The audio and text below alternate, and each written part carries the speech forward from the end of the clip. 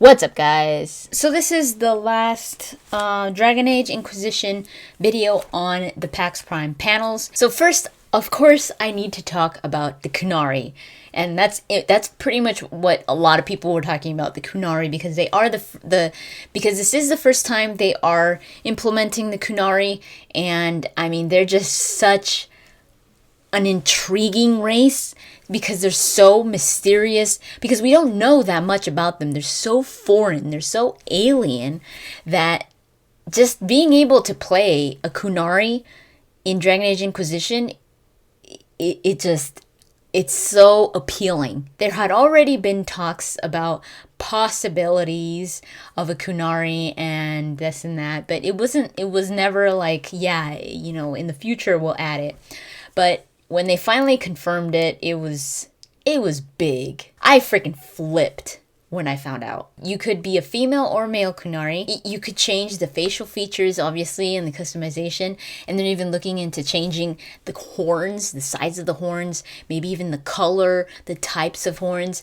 And someone even asked, are you going to have the option of not having horns, kind of like Sten? They're looking into having the option of no horns. And I would have to see my character first, because sometimes I say something and then when you actually see it, it's like, oh, never mind. But right now, if I were to make a Kunari, I would make a male Kunari with no horns.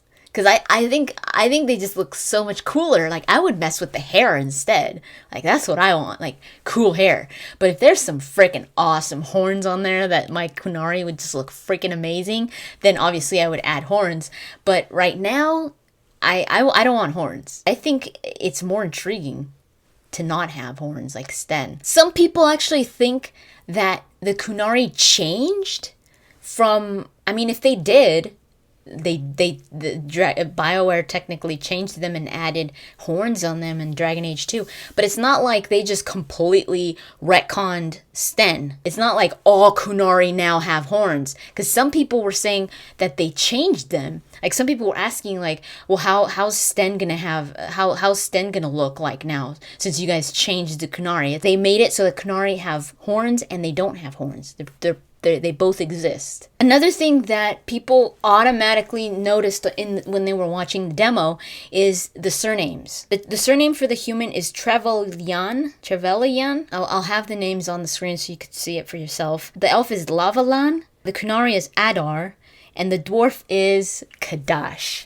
That one jumped out to me and every other fan because it's like, oh my god, Shale. That's Shale's family. I mean, this is going to be really hard. In Dragon Age Origins, it was not hard for me to choose race. Like, I was like, I'm human all the way. And my next favorite was dwarf. But in this one, I have no clue what I'm going to do. I want a Kunari. I want a human. The only ones I hardly ever look at are the elves. I feel bad. I'm sorry, elves. I love you guys, but not for me to play. And the dwarves. Like, those are the ones I don't know what I'm gonna do. I think I'm gonna have to go with a Kunari, but I don't know. Like, the human also appeals so much to me. It's always been my go-to class or my go-to race.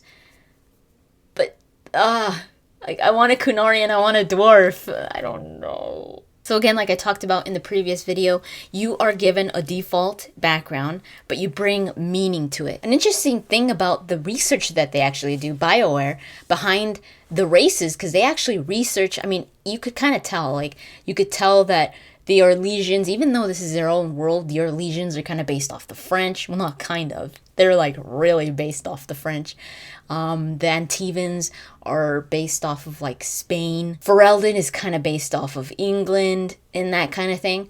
They actually do geopolitical tests. They have people that actually go around the world and study each of the cultures in order to take bits and pieces for the races in Dragon Age, and I found that really cool. I was like, wow. And to top that off, they also make a language. I mean, they make a language for the elves. They make a language for the Kunari. So there's a lot of effort going into this, and I think they really want to make the races somewhat relatable, but at the same time they're talking about the Kunari, that the Kunari, they purposefully made them not really represent one actual culture in real life. So many different cultures go into the Kunari. Asian culture goes into Kunari, Middle Eastern, different types of cultures, but they did that so that they could seem very foreign, so they could seem kind of confusing. So they're just like, whoa, I don't really understand the Kunari, but they did that on purpose. Like the idea of the Kun, the themes in the Kun is they're very simple themes. They're very simple concepts, but at the same time, the way that they're applied and they're so complicated. Because if you actually sit down and try to understand the Kun, it's very complex. Where you're just like, wait, but okay, you said this, but now you're saying this. It's a very strict system, but they have these reasons that you could. I mean, if you accept the Kun for yourself, it's like almost liberating in a way. It's complicated, but it's so interesting to me. They are by far one of the most interesting races to me because of their beliefs and because of their culture and just the way that they are and that mysteriousness. Bioware was also talking about those awkward moments where you would be presented with a situation where people around you would be reacting to you because of your race. If for example, a city elf or an elf from the alienage or a Kunari, like how are people going to react to you? Or even a dwarf. I mean, and mages, not just races, but mages as well. I mean, even though the human kind of has a neutral ground, I think that's why I really believe that they're going to make you from Ferelden because, I mean, aside from the accent and all that, but I really think that also has to play with those awkward situations because you might be like, oh, well, the human's not going to have those situations. You will. If you're Ferelden and you're in Orlais, trust me, you're going to have some awkward situations because the Orlesians do not like Fereldans and Fereldans do not like Orlesians. They were talking about how they're excited about the different nations, which again makes me think, how many nations are we going to? Like, are we going to different areas? And a lot of people tell me, well, in the demo, it showed a wider area than just Orlais and Ferelden. It showed Navarra and I think the Imperium. But for sure it shows Navarra. I mean, I did a video in the past where I was saying that we were going to go to Orlais, the Anderfels, Navarra, Ferelden, and the Imperium. Initially, I was like, we're gonna go to all these places because of this picture. It looks like Navarra. And I mean, you've got freaking Cassandra. Her family's from Navarra. And her family is way up there. I mean, her family, her ancestors have led Navarra, like, you know, kings and stuff like that. So it wouldn't surprise me if we ended up going to Navarra because of Cassandra. For some reason, we might go over there for some kind of help. After I heard Bioware talking, I was like, you know what? I think they're probably just going to limit it to Orlais and Ferelden, because it would otherwise it's going to be a huge game, and they have already said that they wanted to explore the entirety of the map of Thedas. But they said that they were going to spread it out throughout further games because they are planning more games. So I thought, well, maybe right now they're going to focus on Orlais, especially Orlais and Ferelden again. And maybe in the future games they're going to go to Navarra and the Imperium or something. But I don't know. I mean, we might end up going to Navarra, maybe even the Imperium in this game, in Inquisition, because it's probably going to be, I don't know, it's going to fit better now rather than later.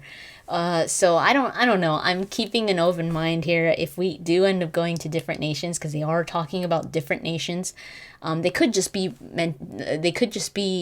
talking about Ferelden and Orlais. I mean, maybe you could just see Navarra on the map because it's part of the map, but you really just get to go here throughout Ferelden or Orlais and Ferelden. I don't know, dude. It's gonna be exciting either way. They also mentioned something that I have said in the past in my comments, because people, of course, they bring up EA and how EA is gonna is going to bring down Dragon Age Inquisition, and they're not going to give BioWare enough time and this and that. But BioWare did say that EA listened to giving them more time to work on Dragon Age Inquisition because BioWare and the fans were pushing it so much. So that was good to hear. Dragon Age Inquisition, look at how far it is already with what we've seen in the demo, and what they've said. It's already pretty far in production. They're still adding so much stuff. They've been working on it for years now. Over 2 years, 3 years maybe. And it's not coming out until fall 2014. I mean, if EA hadn't listened, this game would have probably already been out. Or would have already been pushing to get out by the end of this month. That's what a lot of people were saying. They were like, fall 2013. I was like, no freaking way. There's no way. The way that EA is, you think without them pushing, without the fans pushing, without the fans making such a big deal about more time in development, not only for Dragon Age, but we've been saying that since Dragon Age 2, for Mass Effect 3. I mean, just look at the demo. I think EA, if they had seen that, it was already that far, they would have been pushing them. You know what? Okay, not fall 2013, but spring 2014. So it was nice to hear that it was because BioWare pushed and because the fans has made such a big deal about longer development time. And I think fans need to know that because people are they're still saying it. They're still going, oh no, well, Mass Effect 3 sucked, so Dragon Age Inquisition's gonna suck too. Because EA is on it. Man, people need to move on. I mean, I understand people being reserved about it. We're like, I'm gonna wait. I understand that. Because people they tell me, they're like, you shouldn't be so excited because EA is involved. EA would seriously, I mean, even though they got voted worst company last year, they would be stupid. EA would be stupid. And I mean, I don't think highly of EA, but they would really, I mean, one thing we do know about EA is they want to sell. They want to sell their products like freaking hotcakes. They would be stupid to mess with BioWare fans again. They did it so many times in the past. A lot of fans have said it. Mass Effect 3, that was it. BioWare messes up again. A lot of people have said, we're not buying another BioWare game ever again. They know that. You think they didn't see that? That was everywhere. That was huge. And they must have been like, you know what? Okay, we'll give you guys more time, but give us a good game that will sell. Even after all this, if EA was like, no, spring 2014. That's it. I don't give a damn what those idiots say. They would not sell. If BioWare put out a rushed product, they would not. Oh my God. That would sink BioWare. So EA, they're thinking about themselves, but they're smart to let BioWare work on this for a longer period. And thank goodness for it. That's, like I said, that's fine that if you reserve your excitement where you're just like, I'm not going to get excited for it. I'm going to wait until I play it. Some people are even like, I'm not going to buy it. I'm going to rent it. That's fine. That's totally up to you. But I think that though, for those of us that are super excited, that's, people should respect that as well. There are a lot of good signs people just don't want to see. And that's one thing that I don't agree with. Like, I totally respect that everyone is keeping their reservations or whatever, or if they don't want to buy a game, whatever, that's your choice. But what I do think is that you should at least notice the effort that BioWare is putting into this game. They've done surveys asking fans, what would you like to see? The Dragon Age team is focusing so much on fan feedback. What games do that? What developers do that? I could count them on one hand. I just think that effort that they're putting into it should be noticed and should be appreciated. How you feel about the game and all that, that's your own. That's totally up to you. But I think that the effort and the passion and determination that BioWare is putting into this game, again, should be appreciated. If not appreciated, at least respected. So now moving back to the races, there is concept art of Kunari with long beards. Depending on your race, you will learn more about that race as the game progresses. You could play as a free Kunari mage. They had to do that because how are you going to play as a Sarabas? Like your mouth would be stitched and you're like. Although starting off as a Sarabas and then like becoming a free Kunari mage would be really interesting. When it comes to the Kunari, I think they didn't talk about this, but I think when it comes to the Kunari, a lot of people are like, you should call it Kosith, not Kunari. I mean, Kunari are the Kunari that follow the Qun. We already knew this with the Talvashoth because the Talvashoth don't follow the Qun, which is why they are called the Talvashoth and not the Kunari. I strongly think that they're not going to change the title of Kunari to Kosith because not everybody knows what that is. I think people might get confused. Everyone knows them as Kunari. So if they change it to Kosith, probably the people that know a lot about Dragon Age will know that that's a Kunari, but people that don't know that much about Dragon Age are going to be like, what is that? And they're going to see them and like, oh, it looks like a Kunari, but why are they called Kosith? Unless they read, but a lot of people don't read. So I don't know. I see there being a possibility of them changing it to Kosith. It probably will be a high possibility, but I don't know. It also depends on the background they're going to give you as the Kunari. Are you going to be a Kunari? Are you going to follow the Qun? Or are you going to be a Talvashoth? I think it's a higher possibility that you're going to be a Talvashoth. If you're a Kunari, how are you going to lead? How are you even going to be the leader of the Inquisition? You would never, I don't think that you would ever be placed as the leader of the Inquisition as a Kunari following the Qun. I don't think so. That would not be something that an organization would do. Whoever places you as a leader of the Inquisition, either the Seekers or the Templars or both of them or what, but whoever did that, I seriously don't think they would ever put a Kunari, someone that followed the Qun, as a leader. So that's why I think you're going to be a Talvashoth. I'm really curious to know how they're gonna implement that. How they're gonna implement the Kunari / Talvashoth character becoming the leader of the Inquisition. I know that they're gonna come up with some really interesting stuff. When it comes to the features of the races, they want all the races to have a variety of different features. Some people were saying that the way that the elves look, they have like they look slightly different, especially if you compare them to like Dragon Age 2. People said that they kind of look like they're human. That's just one feature of the elf. You could change the elf as much as you want with the features, but they are making it a point to make the elves look alien opposed to the humans, like to look different, to look like a different race. They did make some changes, but you might be able to customize that anyways. Like I said, the picture that they showed, that was just one feature of the elf. You probably have the ability to make the ears bigger or smaller or what, the skin tones, the way that the eyes are and all that.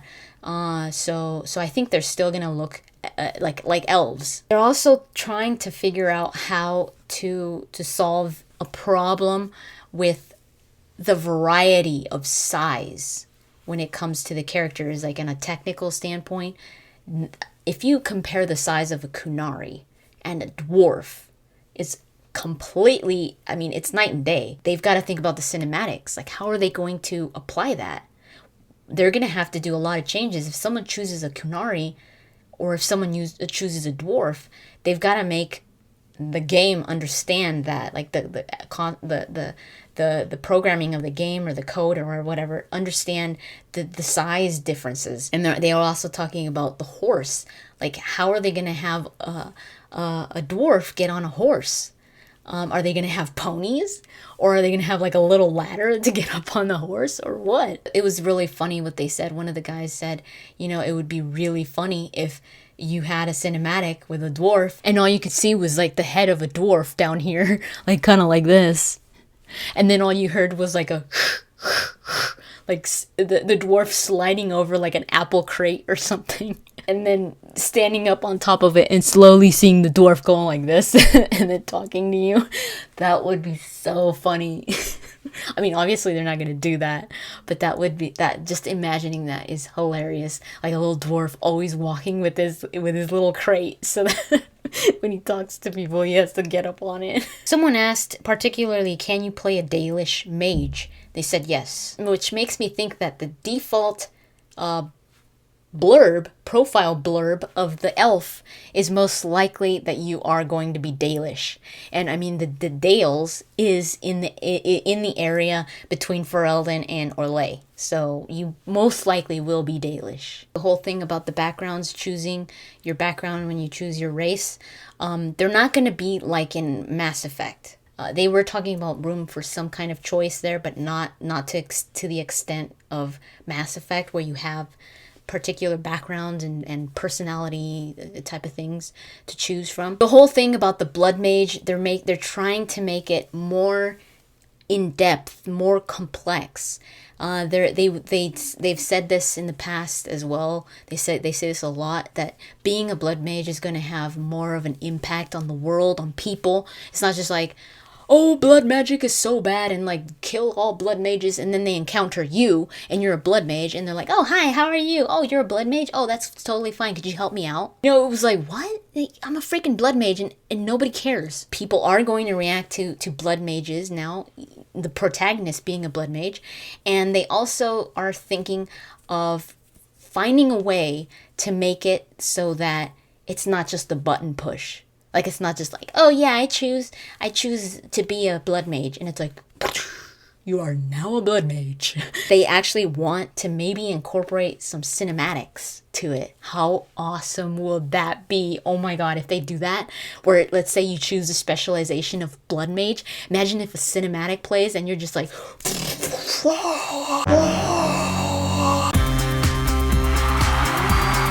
dude, that would be so cool. They're also going to be dealing with big details that challenge different cultures. In Dragon Age, for example, the Kunari females and the Kunari mages, that will definitely be addressed in the game. So they're not forgetting about this stuff. I mean, this is big stuff where you're just like, well, what if I'm a Kunari female? Like, are people just going to react to me kind of like in Dragon Age 2 with me being a blood mage? Is everybody going to be my best friend when it's like, that's not how it is? No, they're actually looking into it. They're actually going to address it. They're putting a lot of focus on little details that just add to the immersion of the game and to the believability of it as well, to the world that's already created. Now it's going to focus more on bigger themes, on themes like being a Kunari female. Like, how are people going to see you? More reaction to blood magic. More drama between the Orlesians and the Fereldans. And having the leader of the Inquisition most likely being a Ferelden. Free Kunari mages. Mages in general. Fighting for their freedom. Dragon Age Inquisition is going big with themes, with the world, with the characters. Not only do you level up, you create the Inquisition. It's going to be big. It's going to be awesome, and I can't wait. So that's pretty much it when it comes to Dragon Age Inquisition in Pax Prime. I really wanted to bring this information to you guys since it was announced, since Nerd Appropriate put those panels on their website, which I'm so thankful for. If you guys want to check those out, they're all really good. I'll put the links in the description. You could also get the panels on Nerd Appropriate's iTunes thing. They have them as podcasts. So yeah, that was it. Super hyped. I will be making a video sometime in the near future about Dragon Age Keep, where I will explain a little bit more about that, because I have gotten a lot of questions regarding that. Let me know what race you're thinking about picking for Dragon Age Inquisition in the comments down below. Thank you so much for watching. I'll talk to you guys later.